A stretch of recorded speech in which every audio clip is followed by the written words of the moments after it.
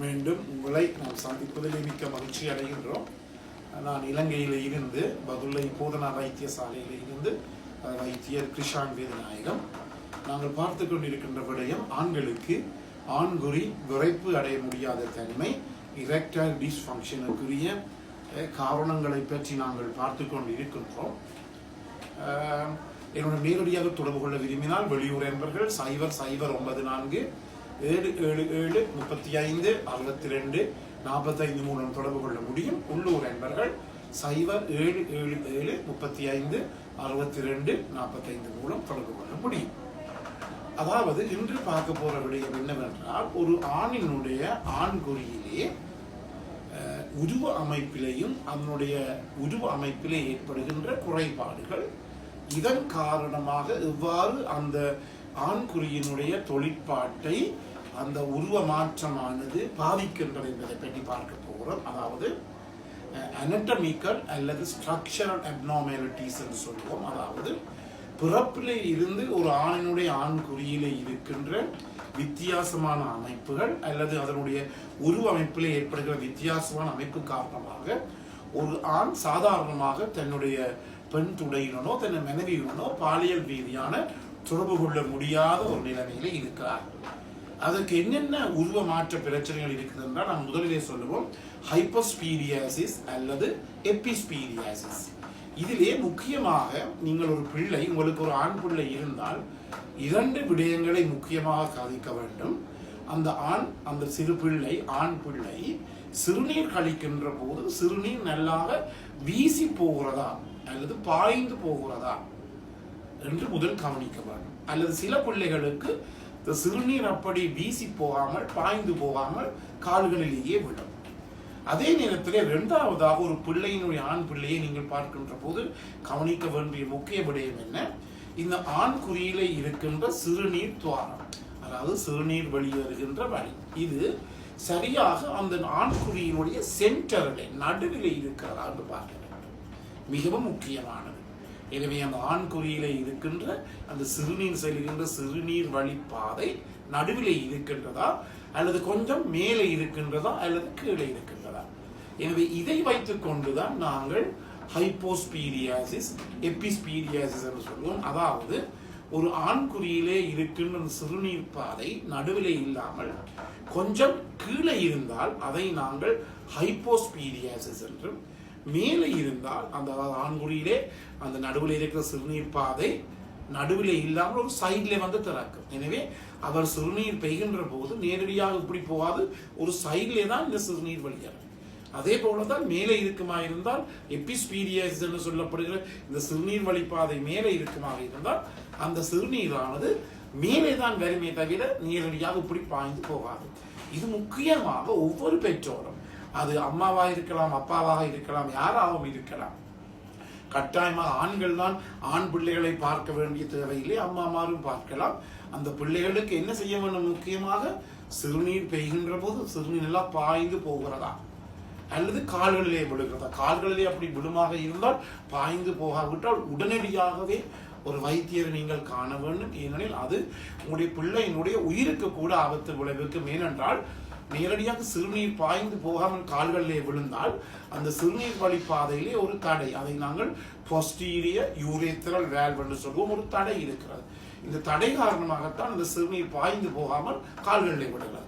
எனவே அதை உடனடியாக அந்த வால்வை நாங்கள் கரண்ட் பிடிச்சு நாங்கள் எரிக்காவிட்டால், எம்புலேஷன் என்று சொல்லுவோம், சர்ஜிக்கல் எம்புலேஷன் என்று சொல்லுவோம், செய்யாவிட்டால் அந்த பேக் பிரஷர் திருப்பி பின்னாலே போய் அந்த சிறுநீர் பைகளிலே சிறுநீர் தேங்கி பிறகு சிறுநீர் காலில் தேங்கி 2 சிறுநீரங்களும் பழுதாப்போம். அதை நாங்கள் ஹைட்ரோநெஃப்ரோசிஸ் என்று சொல்லுவோம். இது மிகவும் முக்கியமானது. என்றபடினாலே சிறுநீர் கால்களிலே விடக்கூடாது, எல்லாம் பாய்ந்து போக வேண்டும், நடுவிலே அந்த சிறுநீர் வழி இருக்கிறார்.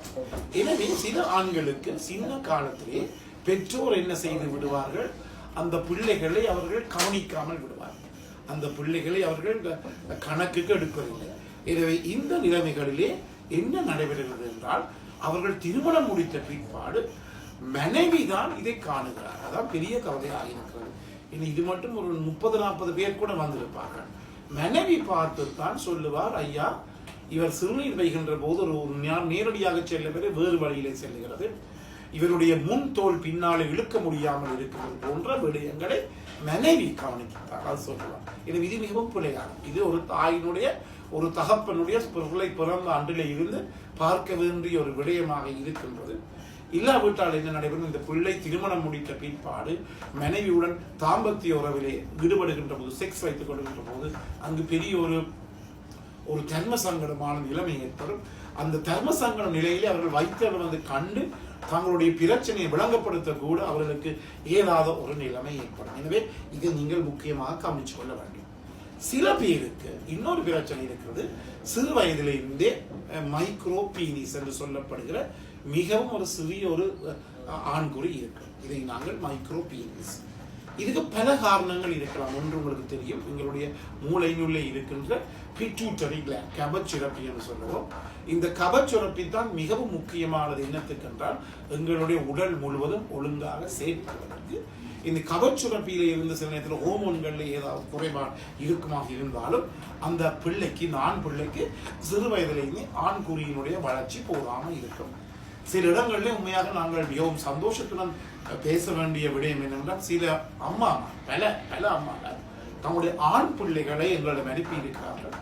அவர்களுடன் கூட சேர்ந்து வந்து என்னை கண்டிருக்கிறார்கள். ஐயா, என்னுடைய மகனினுடைய இந்த ஆண்குறி சிறியது, எனவே இப்படி ஒரு பிரச்சனை என்னுடைய மகன் திருமணம் முடிக்க இருக்கின்ற என்னுடைய மெடவாளுக்கு ஏற்படக்கூடாது என்றபடியால் கட்டாயம் இதை பாருங்கள் சொல்லி பல பேர் அப்படி அனுப்பியிருக்கிறார்கள்.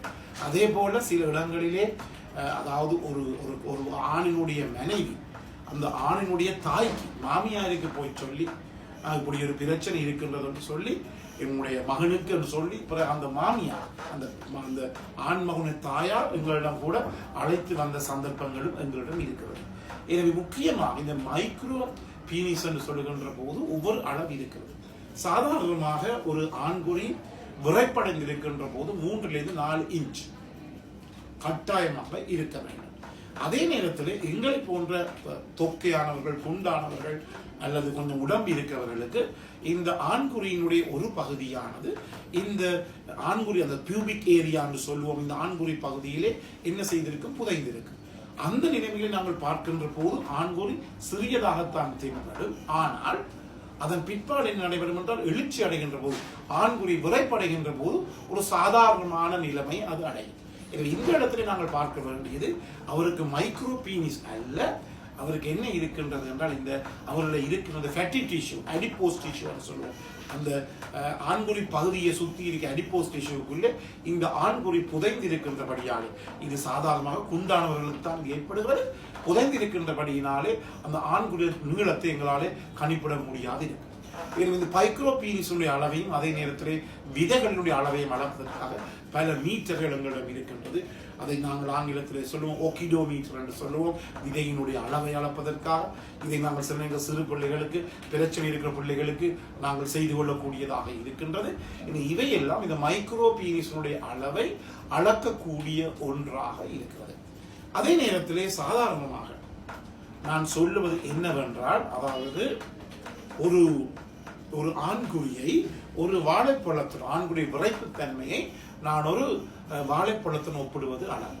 அது எப்படி என்றால், ஒரு காய் வாழைப்பழம், அதே நேரத்தில் காய் வாழைப்பழத்தினுடைய தோல் அகற்றப்பட்ட வாழைப்பழம், பிறகு ஒரு பழுத்த வாழைப்பழம், அந்த பழுத்த வாழைப்பழத்தில் தோல் அகற்றப்பட்ட வாழைப்பழம், பழுத்த வாழைப்பழம், தோல் அகற்றப்பட்ட வாழைப்பழம், நல்லாக பழுத்த பழம். இதான் 5 கிரேடு என்று நான் சொல்லுவேன். இதனால் சாதாரணமாக ஒருவருக்கு எவ்வாறு அந்த விரைப்புத்தன்மை இருக்க வேண்டும் என்பதை விளங்குவதற்காக நான் சொல்லுகின்ற ஒரு விடயமாக இருக்கின்றது.